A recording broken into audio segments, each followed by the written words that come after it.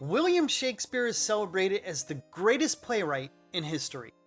His works, from Hamlet, Romeo and Juliet, Othello, to King Lear, have shaped literature, language, and culture for more than 4 centuries.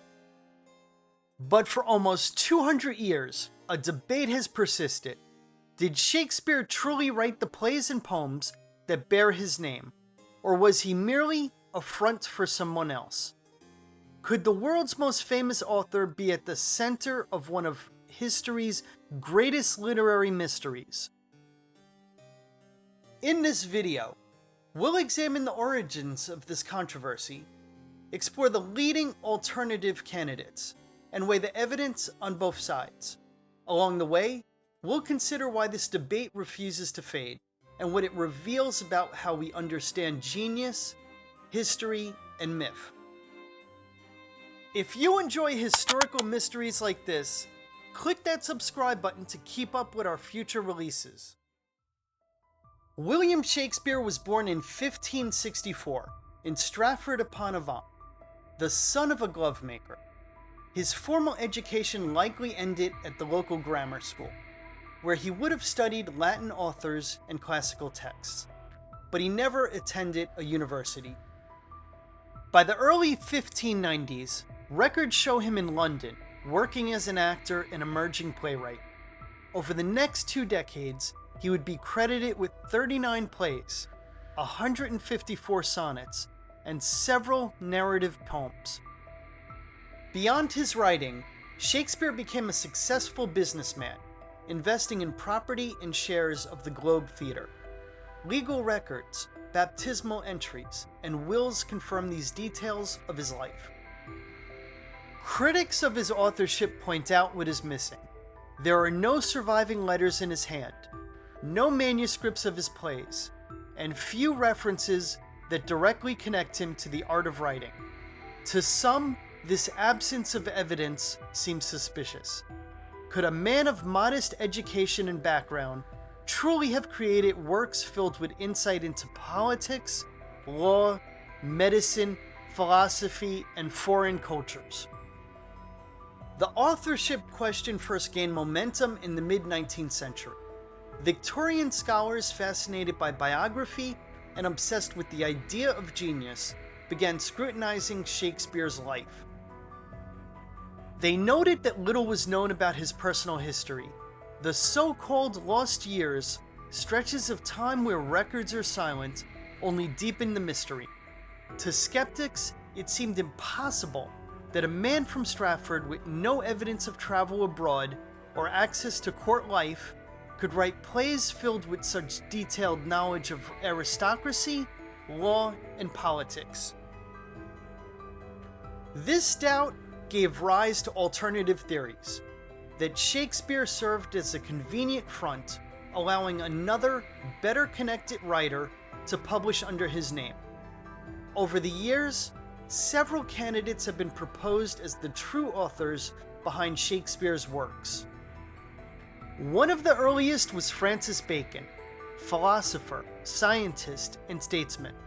Advocates of this theory argue that Bacon's intellect, political knowledge, and interest in ciphers align with the depth found in Shakespeare's plays. Some even claim hidden codes in the texts point directly to him. Another enduring theory centers on Christopher Marlowe, a brilliant playwright and contemporary of Shakespeare. Officially, Marlowe died in a tavern brawl in 1593, yet some believe his death was staged, allowing him to continue writing under the name Shakespeare.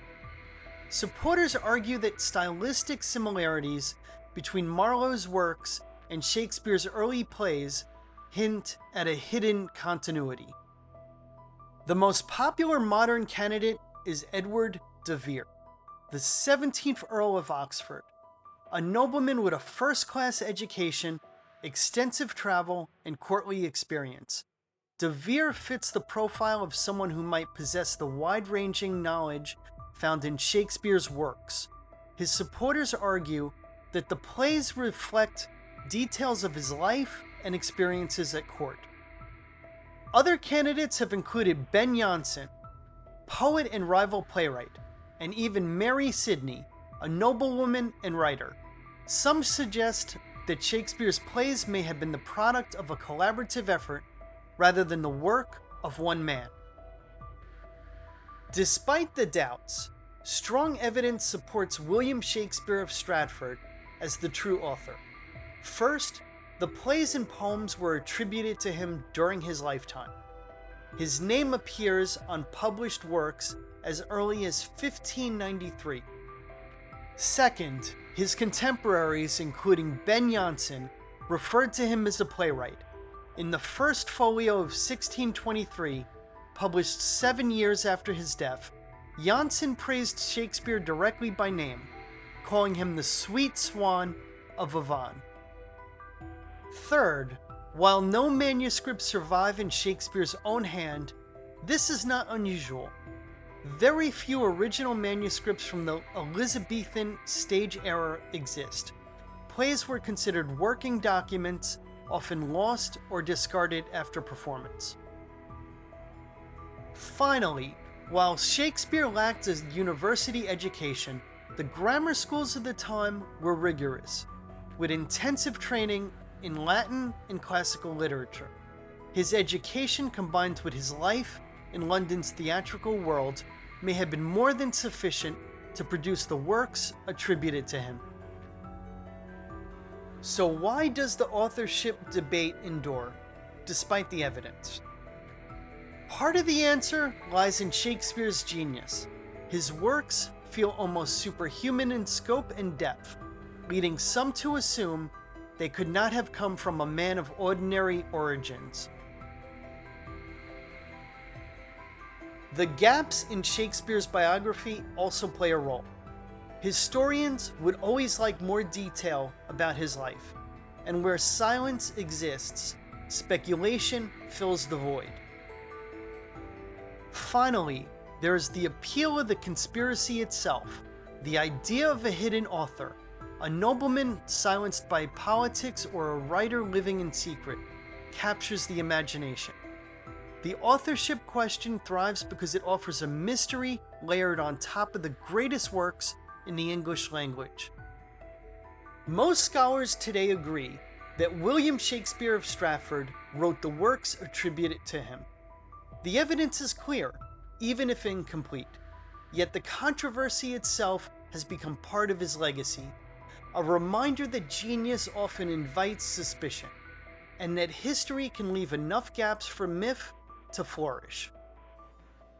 Whether you accept Shakespeare as the true author or prefer one of the alternative candidates, one fact remains: the plays and poems themselves continue to inspire, entertain, and challenge us, more than 4 centuries after they were written. So, what do you think? Did William Shakespeare truly write his plays, or was someone else behind the works that changed literature forever? Share your thoughts in the comments below. If you enjoyed this dive into mystery, be sure to like and subscribe so you won't miss future explorations into history's most enduring enigmas. Until next time, keep questioning, keep exploring, and never stop seeking the truth. Thank you for watching.